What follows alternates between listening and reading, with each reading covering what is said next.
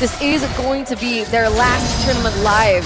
So this best of 3, it's even more important than ever here. They want to continue their journey at SPS. And looking at this, you can already see that Zyda has prioritized that orange buff in regards to this, exactly this. The fact that they're able to rotate, get the Litho, and even pressure Sakai's on the Hayabusa, who severely needs that purple buff. He really does. He really, really does. But I don't see that Echo is looking to actually contest or invade the jungle just yet, especially in these early few minutes of the game. Remember, a lot of it is going to be very reliant on playing together with this Minotaur. And if Minotaur finds a catch on maybe 2 or 3 people, the fight usually ends before he even completes the combo. Which is why I think that EXP lane matchup is super important. But look at this, Pancake already going for a pick. They already finds 2 here, but Skies, he's only going to be able to steal away 1/2 of the camp while outplayed him, as well as Yaoi, just making sure that they're hyper aware not to give away anything in this early game.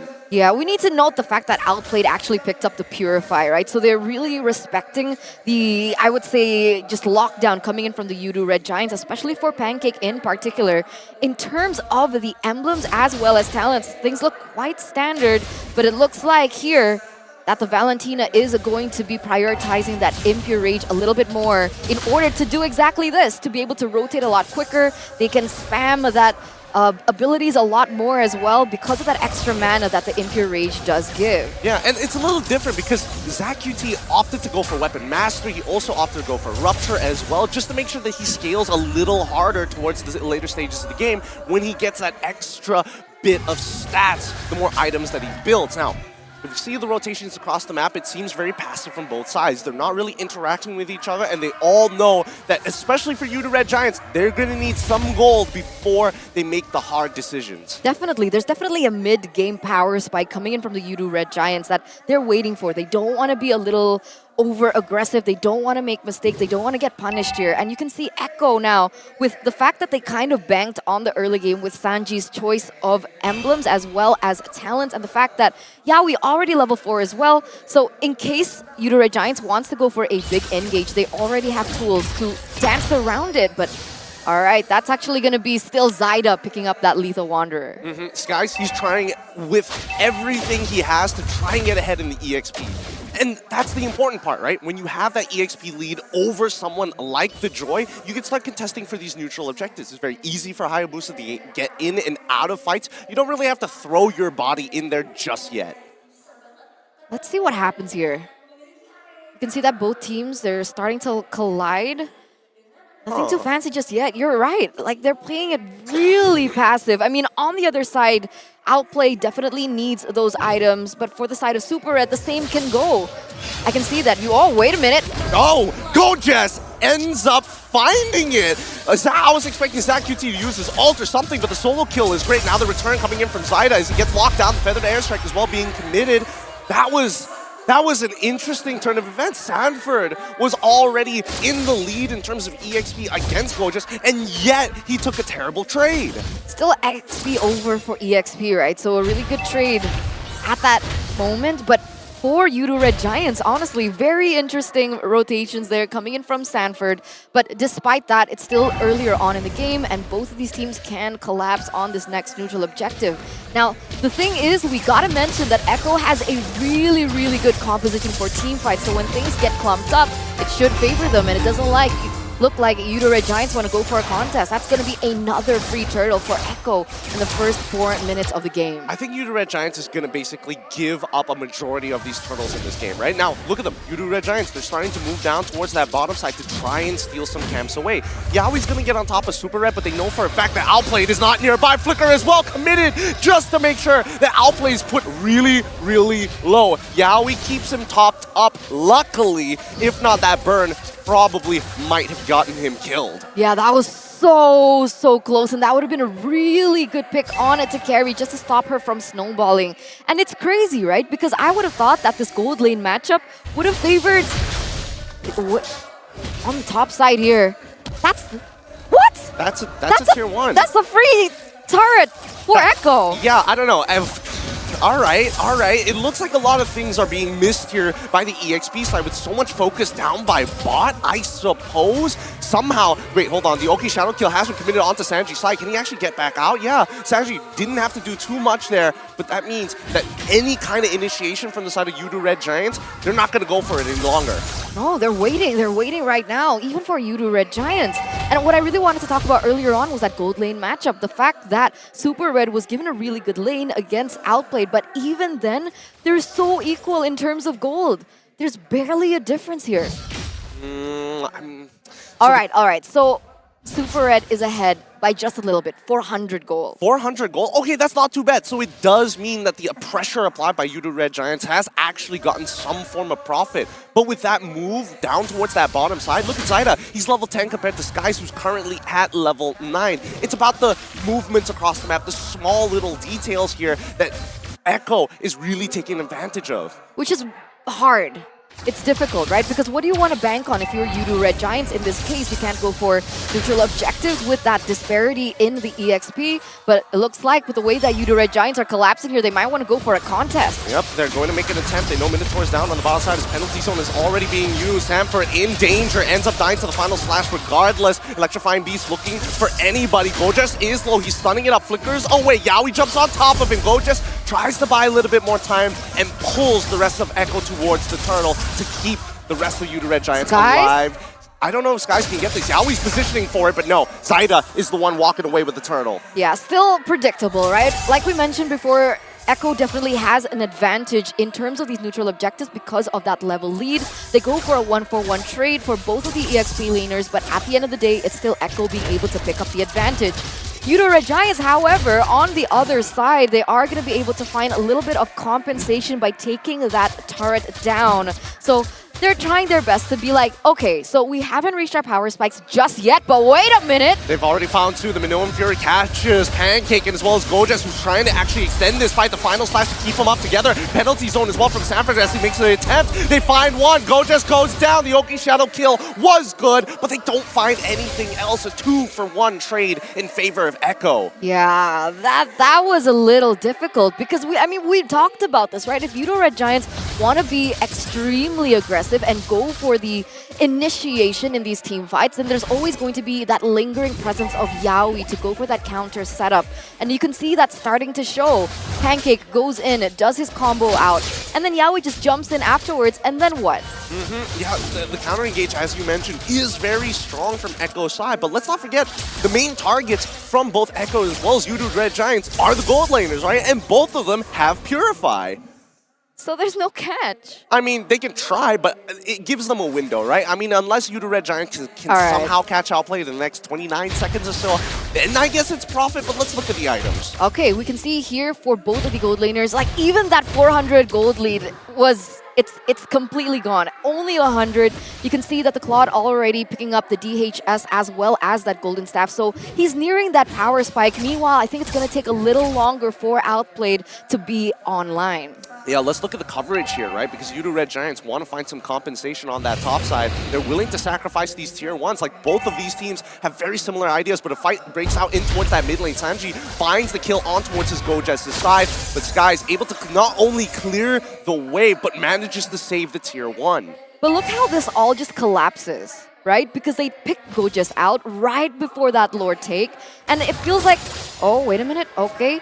Well, back to that point, is like Echo is planning it really well. They're calculating it really well. It may look passive, but everything is just down to the T. They take someone down, and now they're going to be able to collapse on the neutral objective with one man above Yudu Red Giants. Yep, Gojas is going to come out from his death as super from it. Yaoi, good knock-up. Very least, Pancake gets to save his cooldown, but at the very least, Echo, they're very wary of this. As Yudu Red Giants slowly but surely open up the map. Oh, Pancake, he finds one, he catches Alba Sanji this time round. The final slash is good, but even so, they don't find any kills. Instead, Pancake is the one that ends up falling, and Yaoi, he's walking up forward very confidently, knowing that Zaida could jump in at any time. The Oki Shadow kill has been committed as they clump up together as four. Skies might be in some trouble, gets back out in time. Oh, that was such a close pick for Pancake. Unfortunately, even despite that Echo were kind of positioned a little bit far apart, there is still that counter engage that can occur coming in from Echo, even though Yaoi wasn't there. And looking at this, They're actually going to burst it down. Who's going to get the Lord? Yeah, they're going to 50-50. Yeah, they're going in. Here comes Skies. He's put down to 10% as the final slash comes on through. Zyda secures it. Skies gets the walk out. And Zach QT, he chunks them all out. Oh, but doesn't Super go. He's dead. He dies to it, right? Yep. The execute. Just enough damage. How on earth do Echo do this, man? Like, that was a close 50-50. Right, with Zyda. Okay, Zyda is in an EXP lead at that moment in time, but they were able to dish out that much damage to deny Sakai's from even looking for that 50-50 play. It's so brilliant. But looking at this, right, they still need to be wary of Super Red. He's #1 on the charts right now, so when they go in for these team fights, they need to be able to pick him off. But the problem is, we were talking about that Purify, right? The thing is, Echo has a lot of resources that they can utilize to trigger the Purify. Meanwhile, Red Giants, they only have one. They only have Pancake and perhaps even Gojas at times. But even then, it's not a sure take.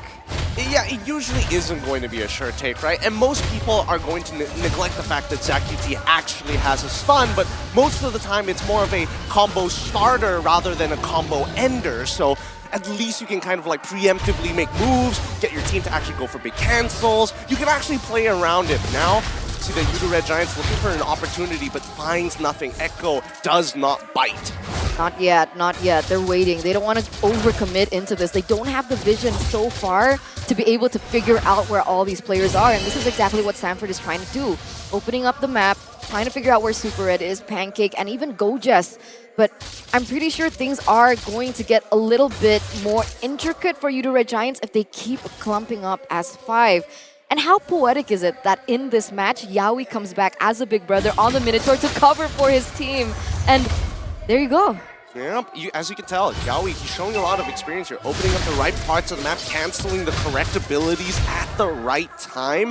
I think that's, the big difference here. At least he's giving some very clear directions for the side of Echo. With his experience, he's telling them, hey, let's take what we can. We don't want to overextend here. We know that Red Giants need to slip up before we can punish them, not the other way around. Oh, but it looks like Carrie's ready for a fight. Look at all those items. Red Giants, they need to be careful. If I was Pancake, I'd be frustrated, right? Already with the corrosion slides, even the Wind of Nature, DHS, as well as that Golden Staff. She's ready. We say that, but we look back to Super Red, he also is stacking up his items, right? Pretty much the exact same build. The only thing he's missing out on is the pants, because really, he's not afraid of dying. He just needs to dish out enough damage so that Skies, or maybe even Gojas, can finish them off. The difference is now, if they go for a 1v1 team fight, he can't won out of the damage coming in from Carrie. Well, that's true. That is true. The 1v1s might be hard, but I think they play very different roles, right? Red Giants, they want to go in, go out really quick. Echo, they want to drag it out as long as they possibly can so that they can get the actual benefits from their marksman. In the meantime, now, this is a very important neutral objective.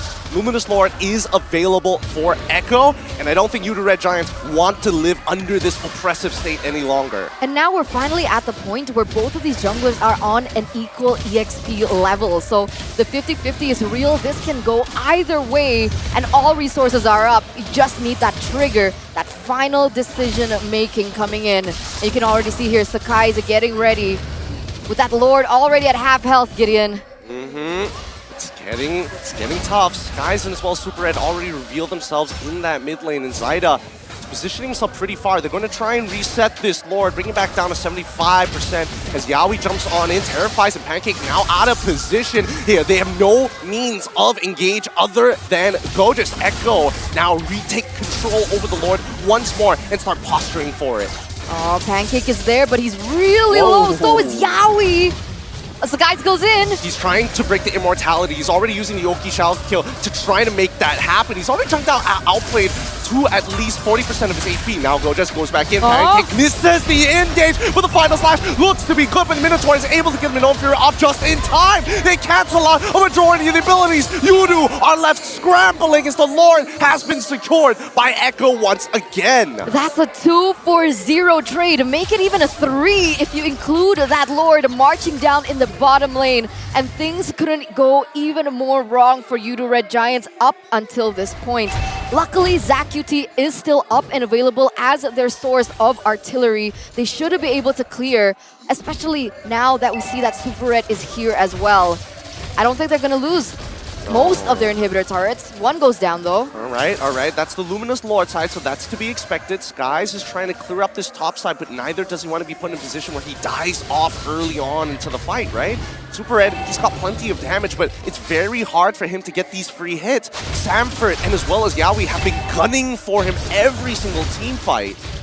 Oh, Pancake. Pancake! Ooh, very close. Good footsies. But oh, the Oki Shadow Kill finds the kill on towards Sanji's side. Skies is able to get on out of there. If we're talking about scaling, the scaling is good. Minoan Fury collapses on towards 2. Can they at least get the kill onto Yawi? They secure it for Super Red. That's definitely the perfect example of how Yudu Red Giants need to capitalize on their composition. Make it a little bit more messy for Echo. Look for these picks because they have the composition to do so. Pancake already charging here, actually missed the Stanford, but look at Yudu Red Giants turn it around here in the 17th minute of the game. No way, are they going to get an inhibitor turret off of this? I mean, they're trying to hold them hostage, making sure penalty zone it gets canceled out as well.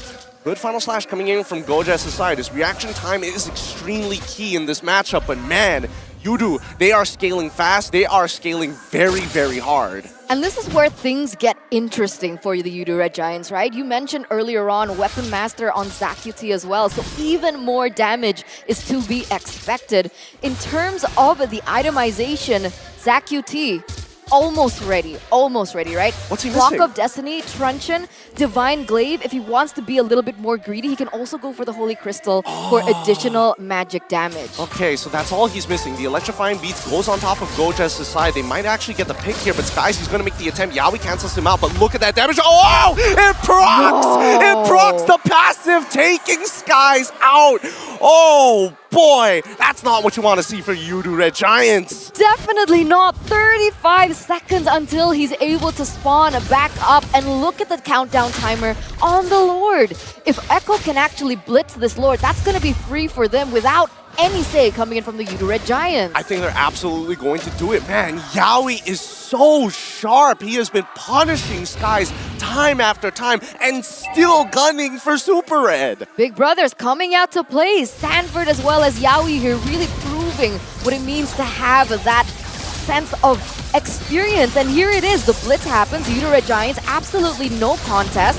Another free Lord take for Echo. And that pushes them to how many gold is that? 8,000 gold? Man, yeah, that is an 8,000 gold lead here. Soon it's not going to matter, but right after this Lord, so Echo, they need to put, either they close out this game or they look for as much punishment as possible onto Yudu Red Giants. And so far, Echo have been playing extremely clean, and Yudu Red Giants have been slightly on the back foot, but they've been trying to keep it toe-to-toe with Echo. It's so tough. That Lord is going to be marching there in that bottom side. Well, I guess, again, they do still have wave clear, right? Oh. They do... He finds outplayed! He finds outplayed, takes his purple, and now he's on the run. He has to commit to this. Skies, he's doing everything that he possibly can without a marksman and no jungler. Now it's up to the 4v4 by Yudu Red Giants. They have to clear the waves. The Feathered Airstrike will protect that top side, but however, they're taking their time with the Lord down bot. They know they can stall it for a good amount of time. Skies, did he just single-handedly turn this push from Echo? Worth it. I was gonna scream that entire time, worth it. Sekai's traded for outplay the siege, the only siege that Echo has. Definitely worth it, you're right. What a play by him. And now you can even see that Sekai's is going full damage. He's like, you know what? No defense today. All I need is to trade outplay, and it's worth it, right? Hunter Strike, Malefic Roar, BOD, Endless Battle.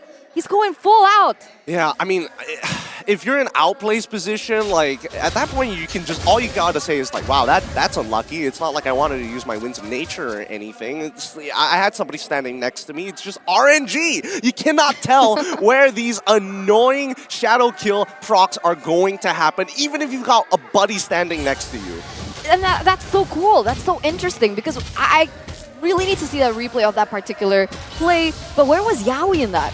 Yeah, I mean, he was a little further off. It was Sanjin as well as Outplay just standing. Wait, actually no, Sanford as well as Outplay just standing side by side at that point in time. They saw the engage actually happen. They got close together, but at a certain point, it's just what can you really do about it? But hope not to die, or maybe you have to use a resource in that particular situation. And even with that, it feels like Echo, they're still gonna play riskily. Is that a word? Riskily? It's okay. We'll make it a word for Eterna. Yeah. No, I get where you're coming from. I think that Yudu Red Giants need to roll the dice if they're going to get any leeway against Echo, because their macro movements across the map, they've been able to sift gold in so many different places, and Echo can't really do too much about it because, again, it's a push and pull, a give and take. That and the fact that with Yudu Red Giants having the Claude on Super Red, they have a lot of leeway and mobility to play this map around, right? Just an instant free tower that— Oh no, we didn't see that. He absolutely whiffed it, and now the penalty zone comes in from Stanford, but no, look, the Winter Truncheon coming in from Sanji, he ends up dying regardless, they still get a pick despite it all! And now Zaida, he's thinking about it, he's looking for the initial back line, but no, he is not able to find it. The Winter Truncheon protects that QT, the Minoan Fury almost good with a final slash, even better! Super Red gets the free hit, every single target, Winds of Nature's being traded, but the stats have been stolen. Art of Thievery fully stacked by Super Red. No way. 4 members traded for 2. This is it. This is Super Red at his prime. And look at the damage coming out from ZachQT as well to facilitate this play. They have to go to the end. Final slash, where is it? Go, Jess, you gotta stop outplaying as Super Red doesn't care. He's going for the end. Go, Jess tries to. Immortality spot, and game 1 won by YRG. Against all odds, the underdogs coming